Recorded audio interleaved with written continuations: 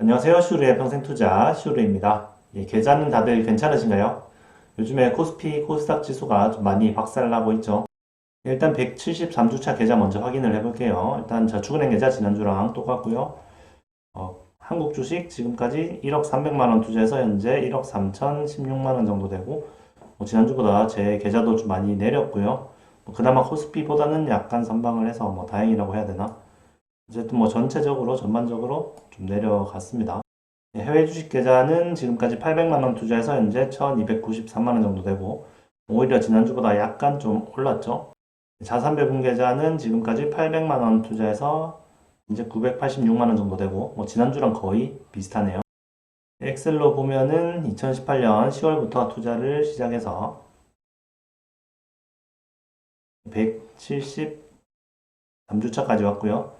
173주차 현재 예금 계좌 영원 투자해서 현재 94,836원, 한국 주식 1억 300만 원 투자해서 현재 1억 3,016만 5,618원, 해외 주식 800만 원 투자해서 현재 1,293만 4,725원, 자산 배분 계좌 800만 원 투자해서 현재 986만 6,081원, 합계는 1억 1,900만 원 투자해서 현재 1억 5,306만 1,260원이고요. 수익 금액은 3,406만 1,260원입니다. 수익 금액이 지난주에도 한 530만 원 정도 빠지고 이번 주에도 한 530만 원 정도 빠져가지고 거의 2주 만에 1,060만 원 정도가 빠졌습니다. 방송 계좌에서만 말이죠.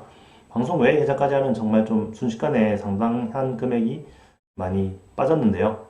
아무래도 이제 계좌 잔고가 늘어나면서 점점 움직이는 폭이 커지는 거죠.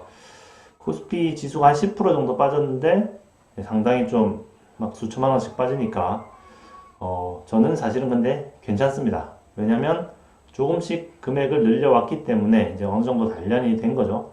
이게 주식을 처음부터 막 몇 억씩 하면은 이런 등락에 상당히 휘둘릴 수밖에 없거든요. 하지만 저처럼 이렇게 차근차근 쌓아오면은 어느 정도 이제 금액이 조금씩 커지기 때문에 이제 내가 감당할 수 있는 범위가 조금씩 늘어나는 거거든요. 그래서 처음부터 이렇게 주식을 돈을 모으는 단계부터 하는 게 좀 중요하다고 생각합니다. 종잣돈을 한 몇 억씩 모으고 나서 그걸 갑자기 주식을 시작한다. 이거는 사실 좀 좋은 방법이 아니죠. 어쨌든 전 세계적으로 주식 시장이 상당히 좀 많이 내렸는데요. 한국 시장만 내린 게 아니라 미국도 나스닥 지수 같은 경우에는 1월 들어서 상당히 좀 많이 내렸죠. 이렇게 내리고 나면은 언젠가는 다시 올라갈 건데요. 언젠가는 회복을 하겠죠. 그 시기가 언제가 될지는 알 수가 없겠지만 어쨌든 언젠가는 올라갈 텐데 그렇게 회복을 할 때 모든 종목이 다 같이 회복을 하지는 않겠죠. 어떤 종목들은 떨어지기 전보다 훨씬 더 많이 올라가는 그런 치고 나가는 종목들이 나올 거고요. 또 어떤 종목들은 이제 폭락하기 전의 주가를 영영 회복하지 못하는 그런 회사들도 나오겠죠. 네, 그럼 어떤 회사들이 더 많이 올라갈까요?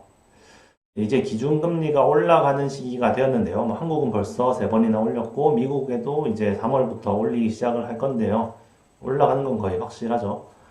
예, 그래서 금리가 올라가는 시기에는 사람들이 성장주의 시대는 좀 가고, 이제 가치주의 시대가 온다, 이렇게 얘기하는 사람들도 많이 있는데요.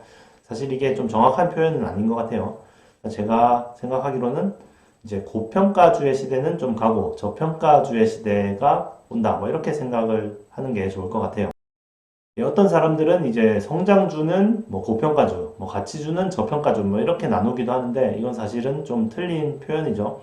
성장주는 이제 성장을 하는 주식인데, 아니, 성장할 것으로 기대가 되는 주식인데, 진짜로 성장을 상당히 빠른 속도로 할 수 있는 주식이면은, PER이 좀 높거나 사람들이 많이 사서 좀 인기가 있더라도, 고평가가 아닐 수가 있죠.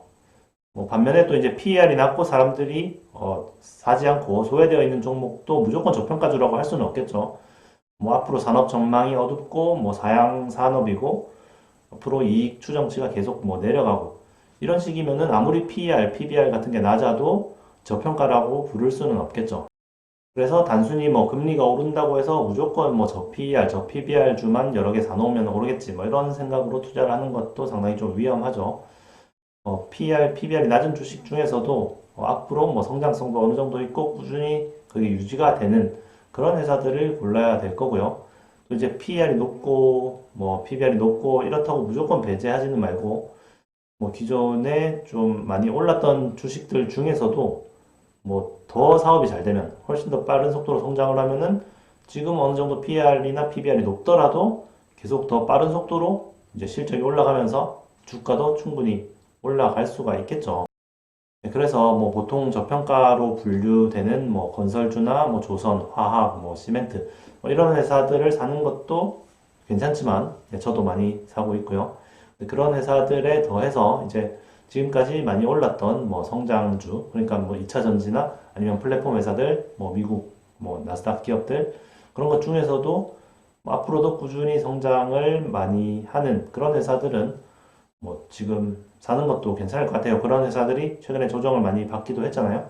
그래서 그런 회사들도 잘 고르면은 뭐 PER이 다소 높다 해도 앞으로 계속 뭐 세계를 지배하는 그런 회사들은 충분히 이제 포트폴리오에 편입시킬 만하다. 뭐 이렇게 얘기를 드리고 싶습니다.